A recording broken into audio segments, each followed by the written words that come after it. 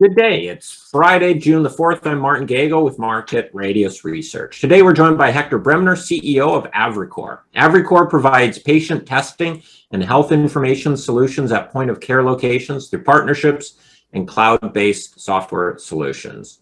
Hector, thanks for making time for us, and let's hear your pitch. Well, thanks so much, Martin. It's great. Congratulations on the new venture and all the success that you're having. It's great to see you doing this, and it's great to be here. And thanks for those that joined us on Friday. So I will attempt to explain a little bit about what we're doing here. Of course, happy to answer any questions. We're really excited about the path that we're on and that we have been on, and obviously very challenging couple of years to be in business. But despite all that, we have thrived, and we think that the trends and some of the pain points that we've been addressing with our technology have really been amplified in this pandemic. Consumers have been better educated on these types of needs and technologies, and our primary customers in the pharmacy and the pharmaceutical sector, they have really now leaned in on these types of innovations. So had some recent announcements this week, which we can talk a bit about. And we think that these are just some of the first steps on our path to the type of revenue realization that we think is here for HealthTab and Avricore Health. So we start off here just with a little bit of a quick crash course, because it's important in order to understand why HealthTab is so significant, why it's so important, you got to have a little bit of a context for understanding the current health market and some of the technology changes going on, and some of the sectoral changes going on within our customers' industry. So right now, first thing to talk about is digital health. Obviously, you've heard and seen a lot of products on the market around digital health, a lot of discussion around this, and consumers have been driving this conversation. It started with Dr. Google. People were, having a medical issue, and the first thing that they do is they go to the search engine and try to understand their issue themselves. That concept is called patient agency. Agency just being that someone takes direct action and has control of the situation, whereas healthcare was a passive experience for most of us leading up into this moment, where you felt sick, you went to your doctor maybe listened to your chest with a stethoscope, and he told you you're fine.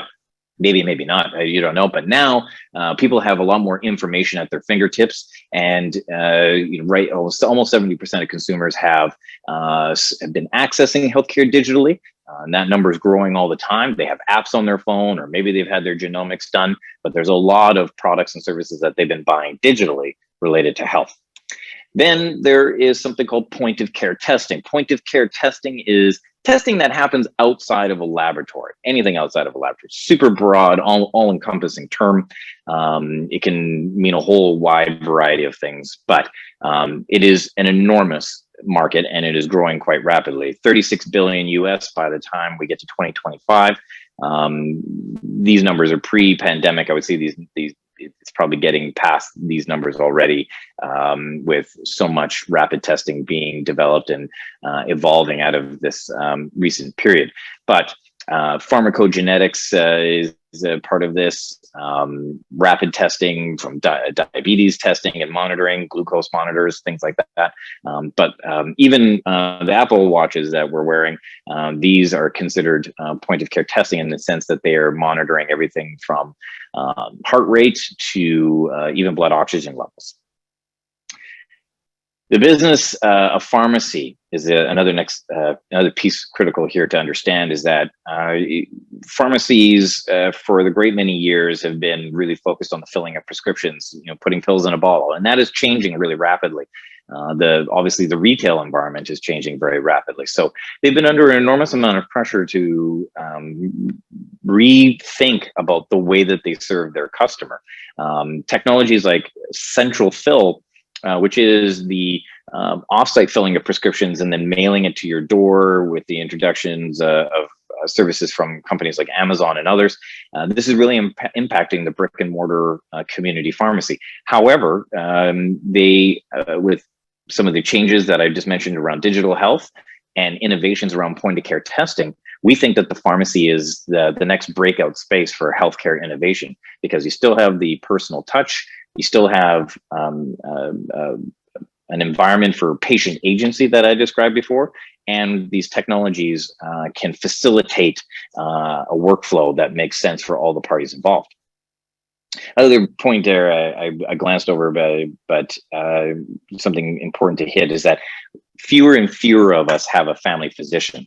And with the advent of telemedicine, this is another move away from people having that family doctor experience. That the way that in Canada, the way that it's funded here in British Columbia, where I am, the issue is that you get about GP with you is funded for one question and 15 minutes.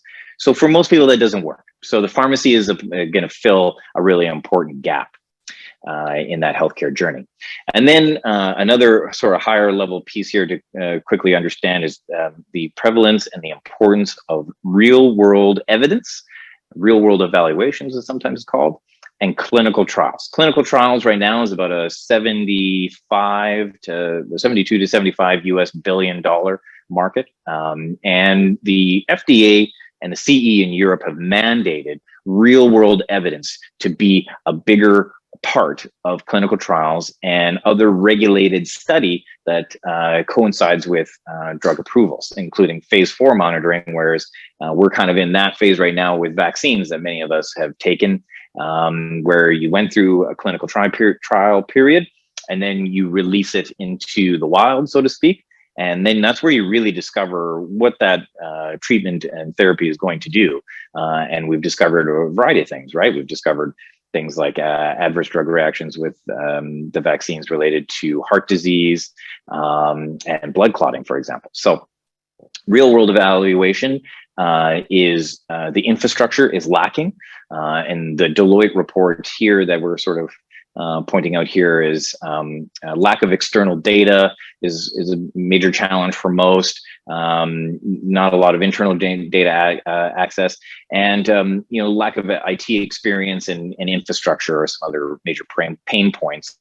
However, drug makers are making major investments in this area, and we have a vision to help them in solving this challenge. So to recap just quickly, the consumer engaging in healthcare in a more direct agency, direct action manner. They like and will receive information digitally. They want to be engaged. They want to use data in the shaping of their health, and they want to take proactive measures. And certainly in a post-pandemic world, people are now increasingly become aware of the significance of early detection and screening. The pharmacist business has been impacted in a big way. They had a lot of their bottom line impacted a few years ago with some changes to the way that they were remunerated. There's obviously retail impacts, changes from online sales to things like central fill and other technology players getting involved, and then telemedicine getting involved. And so increasingly the brick and mortar pharmacy is turning towards services and filling a gap that's being left open, which they, polling shows consumers really want them to fill. They really trust their pharmacists and they want to work with them. And then, of course, there's the drug manufacturers. They are spending under a lot of pressure to get drug costs down, but they're spending a lot of money on research and red tape and challenges of getting drugs to market. There's regulatory risk around adverse drug reaction, things like drug-induced liver toxicity. These are big impacts and big concerns for their business. They're also really interested in patient acquisition and making sure that patients adhere to their therapies, which is a big concern for drug makers. Is that people, just because someone's prescribed something or they have an issue that requires medication doesn't mean they stay on it. So building processes and having touch points and tethers built that engage the patient in their health journey where they can be involved in is something highly desired by them. So each of these folks have a role in their healthcare, and HealthTab is creating a space where all those players can be involved. And it's a truly 360 solution. So many of you are going to be asking about, who's our competition? Well, there's nobody doing exactly what we're doing at the moment. There is products that are digitally focused that are either B2B or B2C. There's device manufacturers. They're very focused just on instrumentation alone. And again, those digital service providers are, providing a dashboard, but it is an integration that is not connected direct to analytics. And they're also extremely limiting in terms of how different players can interact with that digital tool, where we've created an open platform that is flexible, customizable, and is a space for all of those parties that I just mentioned to get involved with. So just here you can see HealthTab and our raster model, which is a concept, raster being an acronym that sort of denotes the idea that all the machines are networked over the cloud and are kind of like a hive mind. So I'll get to that in a minute, but you can see here sort of the patient journey a little bit. And so patient consent and some information is achieved upfront when they're in the pharmacy. That is combined with information that is taken from the analyzer. That information is put through our software, and it interprets results and merges that with personalized information and helps the patient and even the pharmacist interpret the results and data that they're generating. The patient gets their information, of course. The healthcare practitioner can get this information, which is another big pain point. It's a big challenge. There's typically been poor ways of sharing that data. And then the third key point here is on the bottom right-hand side there, you see de-identified real-time data. And this is where sponsors like drug manufacturers, insurers, government, and other research entities can get de-identified information, statistically valuable research information based on the treated populations that are coming through these pharmacies. Of course, all this information is encrypted and meets the highest and best standards of data privacy and security. We're built on a platform that is using Amazon Web Servers and also Microsoft Enterprise. And so we, and we'll talk a little bit more in a second, have been through a lot of reviews by some of the biggest players, and they say that we have an extremely secure system, and we take that to heart, and we practice the highest and best practices in this area. The pharmacies, just on the right-hand side, I'll just quickly note here, in the pharmacies that are already running HealthTab, we've found a bunch of bottom line impacts for them and feedback from them. It helps them drive prescriptions, customer loyalty, medication adherence, driving revenues.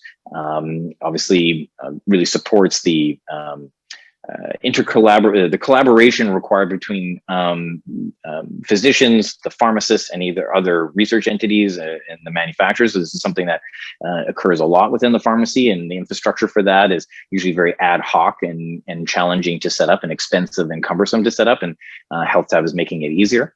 We're also improving patient outcomes, and of course, really critical in these day and ages, increasing traffic to the pharmacy and overall blended margin for pharmacies using HealthTab.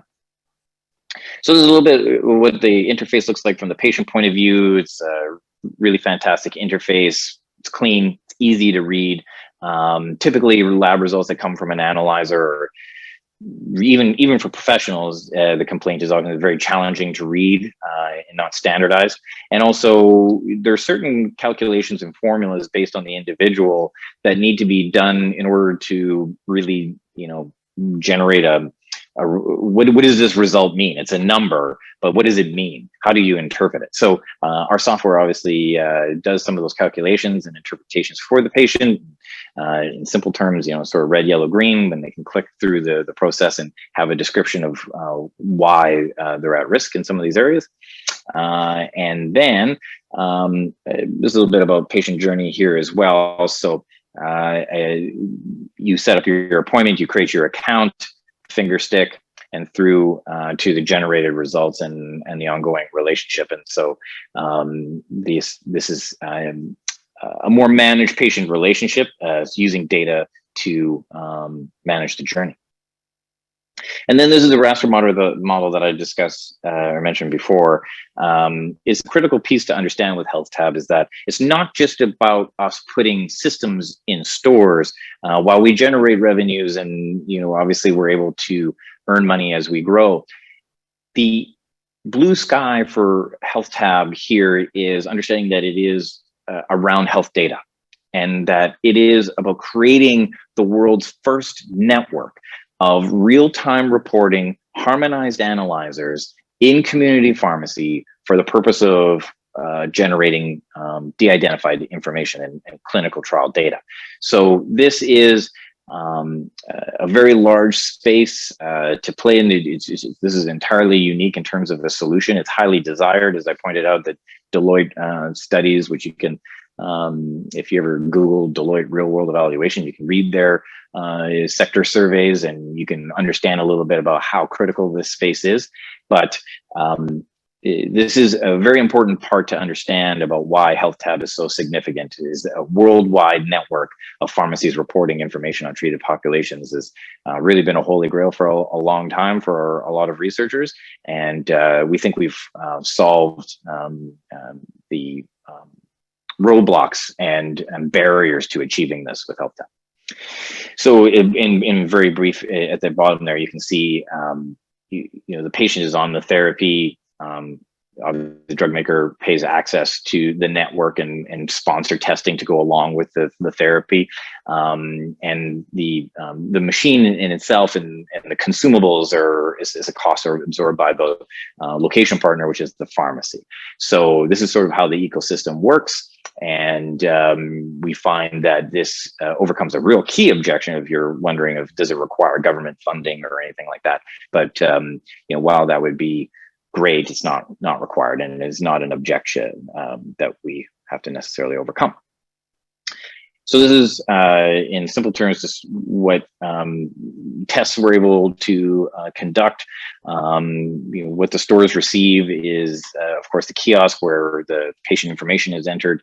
There's the analyzer, and then there's an online cloud-based solution for managing the data. This system is built on an API where HealthTab can be the ecosystem where people get and manage the information. However, if you already have products, digital products, and want us to interface with them and simply act as a middleware, we can do that as well. And this is something that is really well received by the market, as that type of flexibility and customization hasn't typically existed up until now. In terms of blood chemistry, just the Opinion 2, the Abbott device, focuses on heart health, and so it's able to do cholesterol and lipids, and the all-important A1C, a critical marker for diabetes screening and management. And the Piccolo, the original device we started, does up to 21 results. It takes a larger blood sample, and it's able to also look at liver and kidney and some other pieces. We are looking to integrate another analyzer that also does some of these features as well in terms of liver and kidney. And we'll be talking more about that soon. And then, of course, a lot of people ask about virus testing and COVID, and we'll get lots of questions about this kind of stuff. And the reality is government's bought a lot of equipment and tests, and the challenge has been for COVID testing out there is there has not been a standardization as to what each healthcare practitioner is able to do from point of care testing, and like who can take the test and what swab are they allowed to use. And there's just a competing series of rules that are contradictory to each other from jurisdiction to jurisdiction.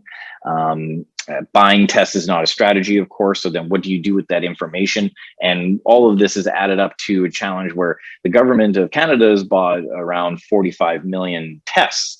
But to date, really only just a couple million have been used. So still a year and a half into all of this, testing is still been challenged. And with vaccine arriving, it continues to be viewed as competition. However, employers have been under a lot of pressure to make sure that their workplaces are COVID free, and so they can be shut down if they have an instance. And so this is a big risk. So we've continued on discussions with government and the Canadian Chamber of Commerce and others, where there's some discussions right now around deploying some of that 45 million tests and getting it out into job sites and using the chambers as a deployment methodology.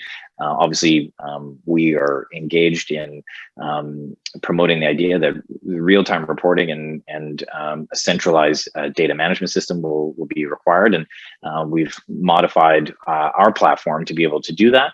And then also on a go forward, we think that the long term, all of that is more short term, but we think that in the long term, the real key for virus testing and HealthTab is around flu season in the pharmacy, and that when consumers are going into the pharmacy around this time, that they will be able to take a test on something like the ID Now, which we've already integrated, and understand whether or not they have a coronavirus or influenza or strep. And so we're excited to go down this path, and those discussions continue. But we've done the work to integrate the device, and we have the capabilities. Some of the key agreements, originally with Abbott out of California, which is the manufacturer of the Piccolo. This week we announced the conclusion of the first distribution agreement with Abbott. And so we're really excited by that partnership. Their commitment to human health is by far and none the best out there, and we're really excited about this relationship. We continue to work with organizations like ClinArt around clinical research organizations and looking at research, as well as professional associations like the Ontario Pharmacists Association and IPACT, which is in the EU, which is conducting research as well. And those discussions and projects continue. Of course, yesterday we announced the master agreement with Shoppers Drug Mart and our first project with them, which is a diabetes screening and management program, which will start in Ontario, but we have plans to go into other provinces once the first stores are set up. So we're really excited about that. A past case study, just to power the system. The BC government and the Kidney Foundation of Canada used HealthTab some years ago here in Vancouver to screen for chronic kidney disease in target populations. And essentially what they found was that 11% of the people that they were testing had stage 3 or higher, and like stage 5, you die. So stage 3 or higher chronic kidney disease. And of that 11%, almost 60% of those people had never heard the words before. So it really underscores how many people are undiagnosed and badly managed of serious chronic illness. And many of those individuals would have been diabetic.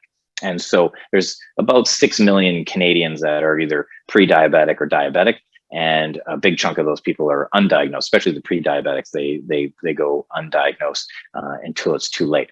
So to kind of close out our philosophy is we really believe that the first interaction with healthcare should not be an ambulance, but a rapid test. And the pharmacy is the best and easiest and lowest barrier place for people to receive that healthcare in today's modern system. They can select what they want to do. They can have a conversation with a healthcare professional right there on site and receive that consultation. The market is going there. If you've seen, certainly Shoppers Drug Mart is going more towards services. You would have seen Walmart's recent announcements around adding expanded clinic services within their locations. They are certainly more focused on services.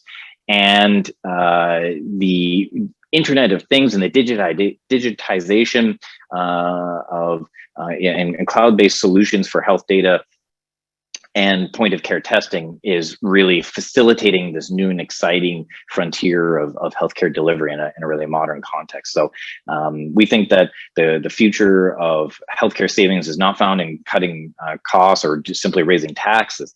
It's really about focusing on early detection, screening, and evidence-based care, which is simply to say managing the issue up front instead of just treating symptoms, actually truly treating disease.